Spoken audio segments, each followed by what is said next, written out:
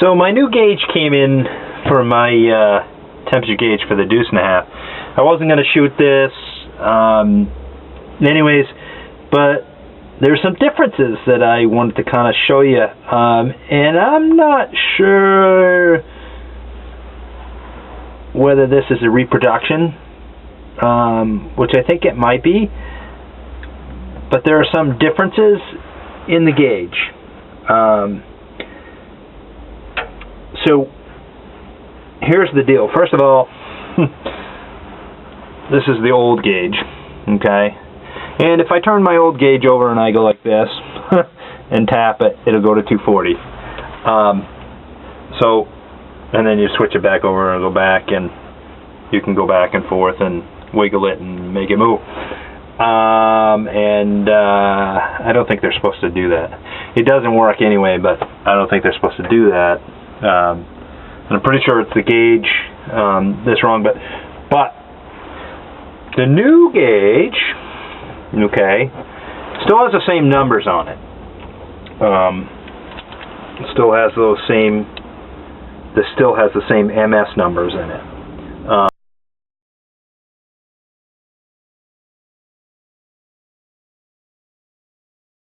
It doesn't have the Stuart Wagner,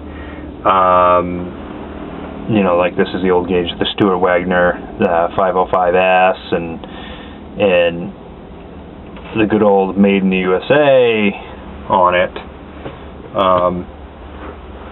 And I know, I forget who else made their gauges, but Stuart Wagner did it, and I think there was at least one other company. There might have been a few. But in comparison, in these gauges, the original gauge that's in here is a lot shorter. It does have black bezels on it, a black bezel on it. However, I know that isn't always the case. But what you'll notice about this is it's so much deeper in depth. Now, it could be because it's, you know, a knockoff. I don't know. And anybody that does know about it, please chime in the comments. But it may be an upgrade. And also, on the factory one, it has these windows, which that's so the light can shine in.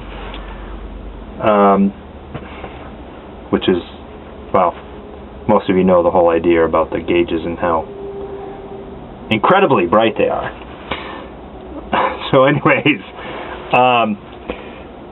but this doesn't have any windows on it, but it seems to be like a translucent material. I know it is because I put a flashlight on it and the light will shine through it.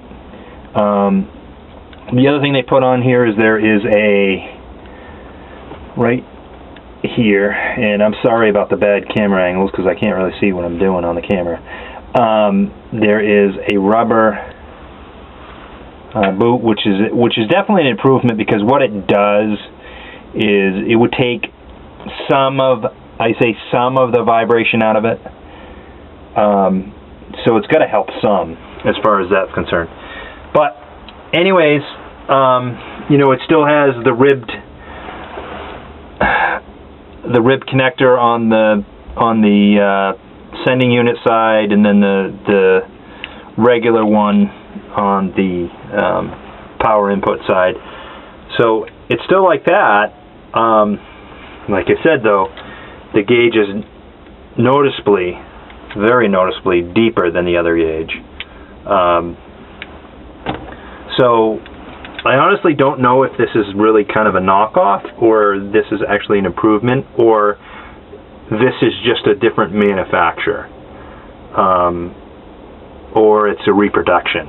I lean towards it's a reproduction because it's new. It doesn't look like it's it doesn't look like it's new old stock.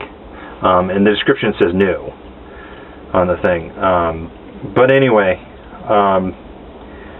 that's not necessarily a bad thing, and maybe because I've heard about these gauges failing all the time. I don't know that from personal experience, so I can't speak to that, but maybe this was an improvement. Maybe it wasn't. But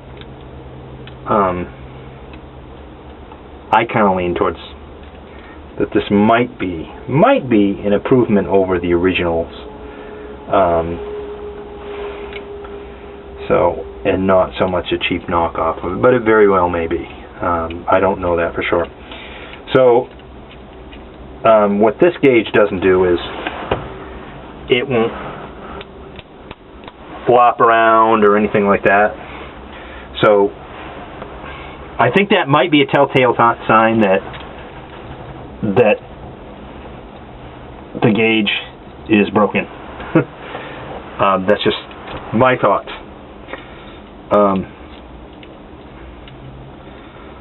So I'm just going to put this gauge in, and we'll see if that fixes our problem, which I think it will. And I've already tested the ground and all that. I'm not going to get into everything that I've done so far, but I did, the grounds have been checked and stuff like that. So we're back. The gauge is all installed, and let's give you a little peek-see at the gauge here. You can see that it's moved up on the gauge some.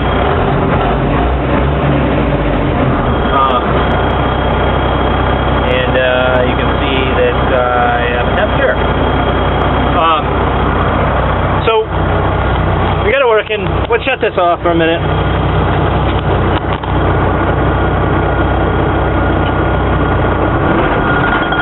We don't need it on anymore. Just out of curiosity, let's see if we just turn it on. If we turn it on but don't start it, if that gauge will start to read. Yes, it will. Like most cars will. It went up to what it is, and of course that temperature is going to drop because it's not running. Anyways, all right, let's shut her back down, and all right, go from there. So, we got that little issue fixed. I may show you what it looks like at nighttime to see if it is any brighter than the originals would be as far as the gauge lighting up on it because of that translucent type case it has. But that's that. So, my suggestion to you is if you're having an issue where you have no temperature gauge in your deuce, and then someone's going to say, I have no temperature gauge in my goose, I just drive it.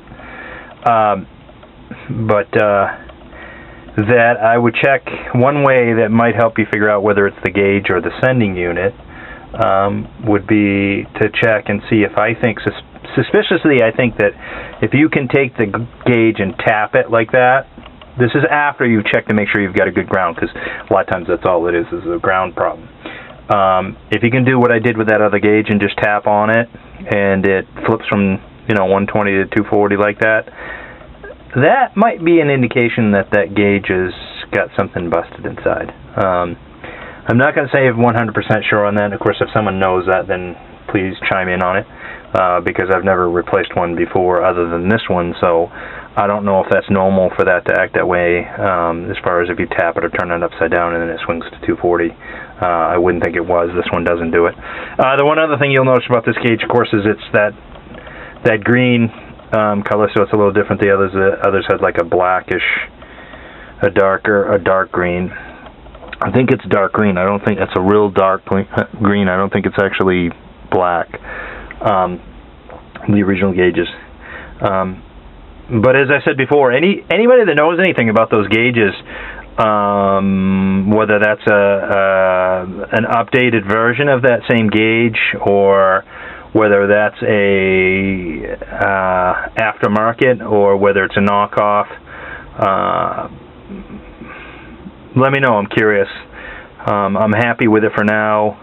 I like the fact that it has that little rubber in there. I'm sure it doesn't do that much, but vibration-wise, I would think that probably does make a little bit of difference as far as how much, because of course these trucks, it vibrates, the diesel vibrates.